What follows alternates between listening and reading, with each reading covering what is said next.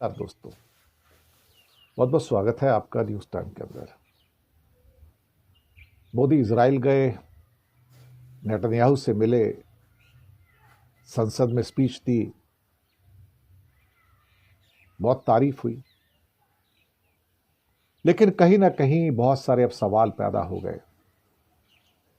पहले हमने सऊदी अपना रशिया को बाय बाय किया तेल के चक्कर में, अमेरिका के दबाव में आके, और अब हमने अपने घनिष्ठ मित्र ईरान को भी बाय बाय कह दिया। अब जबकि इजराइल और अमेरिका मिलकर ईरान पर हमला करने जा रहे हैं किसी भी वक्त, अगले 1-2 दिन में या 3 दिन में या थोड़ा बाद में भी, मोदी ईरान के दुश्मन इजराइल से मिल रहे हैं, गले मिल रहे हैं।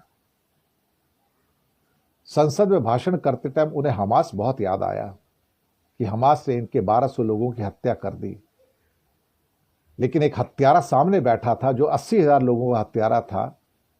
उसके साथ बैठने में, उससे गले मिलने में मोदी को शर्म नहीं आई। यही तो प्रियंका गांधी ने कहा था।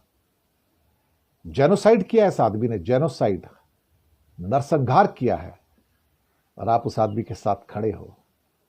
आपने एक शब्द नहीं कहा जो 80,000 लोग मारे गए इसके हाथों, बुजुर्ग, महिलाएं, हजारों बच्चों की मौत का जिम्मेदार नरसंहारक नेतन्याहू सामने खड़ा था और आप उससे गले मिल रहे थे। आपको शर्म नहीं आई? बात बुद्ध, महावीर और गांधी की करते हो और चाल चलन आपके गोडसे वाले हैं ना। रहोगे तो भाई अल्टीमेटली डीएनए थोड़ी चेंज हो जाएगा आपका। एक तरफ आप इन हत्यारे नेतन्याहू जैसे लोगों के साथ खड़े हो, और दूसरी तरफ आप तालिबान के आतंकवादियों के साथ खड़े हो जो महिलाओं के ऊपर जुल्म करते हैं और नया संविधान बनाते हैं कि आपको कोई हक नहीं है, कोई हुकूक नहीं है, आपका पति आपको मार सकता है, आपकी हड्डियां तोड़ सकता है, और आप कुछ नहीं कहते उसके लिए। आपको आतंकवादियों के साथ खड़े रहना पसंद है, आपको जेनोसाइड करने वाले हत्यारों के साथ खड़ा रहना पसंद है। ये कौन सा भारत है? ये मानवता के पुजारी की बात करने वाला, गांधी की बात करने वाला, बुद्ध की बात करने वाला खुद गोडसे के साथ खड़ा है ना। यह भी एक वो सच है जिसे दुनिया याद रखेगी। लम्हों ने खता की थी, सदियों ने सजा पाई। और ईरान क्या कहेगा जब मुझके मेरे ऊपर नेतन्याहू आक्रमण करने जा रहा है अमेरिका के साथ मिलकर? तुम मेरे आक्रमणकारी के साथ मिलकर गले मिल रहे हो और मुझे त्याग दिया जो हजारों सालों से हम तुम्हारे साथ में थे। मुझे लगता है कि कहीं ना कहीं मोदी और नेतन्याहू की ये यारी ईरान पर पड़ेगी भारी। चाबहार पोर्ट तो गया हाथ से, वो तो जाएगा ही जाएगा, लेकिन ईरान के साथ जो हमारे सिविलाइजेशनल ताल्लुक थे वो उन्होंने खत्म कर दिए, 5,000 साल से ज्यादा पुराने। कमाल की बात तो यह है कि इन्हें इजराइल के साथ सिविलाइजेशनल ताल्लुक याद आते हैं, लेकिन उससे हजारों साल पुराने पर्शिया के साथ जो हमारे सिविलाइजेशनल ताल्लुक आते हैं वो याद नहीं आते इनको। रशिया को भी दगा दिया इस सरकार ने, और अब ईरान को भी दगा दिया। देखिए साहब, फल तो भुगतना पड़ेगा इसका, बचोगे तो नहीं, बचने के चांस भी नहीं है।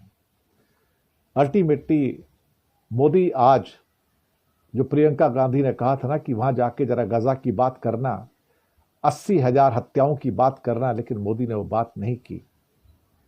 मोदी हत्यारे से गले मिल रहा था। ये भी एक सच है ना। प्रियंका गांधी सही तो कहती थी ना। आज इंडिया में इजराइल का फैन लेके, अपना नक्शा लेके निकल जाओ या झंडा लेके निकल जाओ, पुलिस कुछ नहीं कहेगी आपको। लेकिन पैलेस्टाइन का झंडा लेके निकल जाओ, आपको तुरंत गिरफ्तार करके अंदर डाल दिया जाएगा।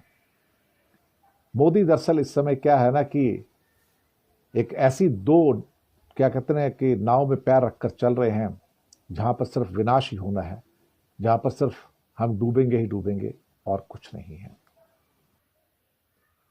4 साल हो गए यूक्रेन वॉर को। 4 साल में हुआ क्या? 12 लाख सैनिकों की मौत हुई। 6-7 लाख सैनिक रशिया के मारे गए, 4-5 लाख सैनिक यूक्रेन के मारे गए, और बाकी जो आम आदमी मरा वो अलग से। 4 साल के पूरा होने के बाद यूनाइटेड नेशन जनरल असेंबली में प्रस्ताव रखा जाता है कि दोनों देशों के बीच में सीज फायर होनी चाहिए, युद्धबंदी होनी चाहिए। बहुत हो गया अब। लेकिन ट्रेजेडी देखिए, कि वहां शांति की बात हो रही थी इस प्रपोजल में कि अब शांति होनी चाहिए, बहुत हो गया, युद्ध बंद कर दो, आप रूस भी बंद कर दे और यूक्रेन भी बंद कर दे, यानी कि सीज फायर की बात थी। प्रस्ताव किस बात का था? सीज फायर, जो जहां पर है वहीं खड़ा रहे बस, लेकिन गोली नहीं चलेगी। अब ये शांति का प्रस्ताव था ना, और इस शांति के प्रस्ताव का भारत ने समर्थन नहीं किया। आप सोचिए कैसा भारत है ये। शांति के प्रस्ताव का भारत ने समर्थन नहीं किया और वोटिंग में एब्सटेन किया। हम एक ऐसा देश बन गए हैं जो बेसिकली वार को सपोर्ट कर रहे हैं, युद्ध को सपोर्ट कर रहे हैं, युद्ध में होने वाली विभीषिका को सपोर्ट कर रहे हैं। हम जंग को सपोर्ट करेंगे, इंडिया जैसा कंट्री। लेकिन मोदी का कंट्री है, मोदी के कंट्री को शांति नहीं चाहिए। शांति का प्रपोजल आएगा तो मोदी उस पर वोट नहीं करेगा, मोदी उसको एब्सटेन करेगा, हमें वोट ही नहीं करना इसके ऊपर।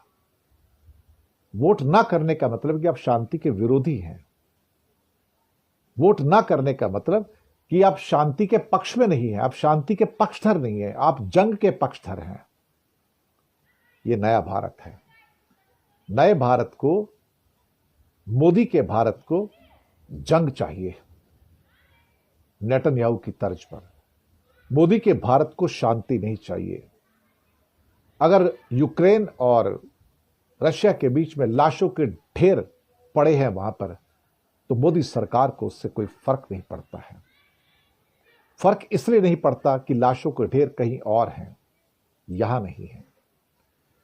लेकिन अल्टीमेटली आज जो दूसरों के साथ कर रहे हो आप, कल को दूसरे लोग आपके साथ करेंगे। वक्त इस बात का गवाह है कि जब यूनाइटेड नेशन के अंदर प्रस्ताव आता है शांति का कि इस युद्ध बंदी होनी चाहिए, तो आप उसके खिलाफ खड़े थे। एब्सटेन करके मतलब आप शांति के खिलाफ हो गए, आपने शांति के पक्ष में वोट नहीं दिया। नाम लेते हो ये युद्ध का नहीं बुद्ध का समय है, लेकिन आपका जो काम है वो तो युद्ध वाला है साहब। क्यों बुद्ध का नाम बदनाम करते हो मोदी जी? मत करो। तुमने तो राम का नाम भी बदनाम किया और तुमने बुद्ध का नाम भी बदनाम किया, यहां भी बदनाम किया, वहां भी बदनाम किया और यूनाइटेड नेशन में भी बदनाम किया। शर्म आती है, लज्जाजनक है। नया भारत, मोदी का भारत, युद्ध के पक्ष वाला भारत। शुक्रिया।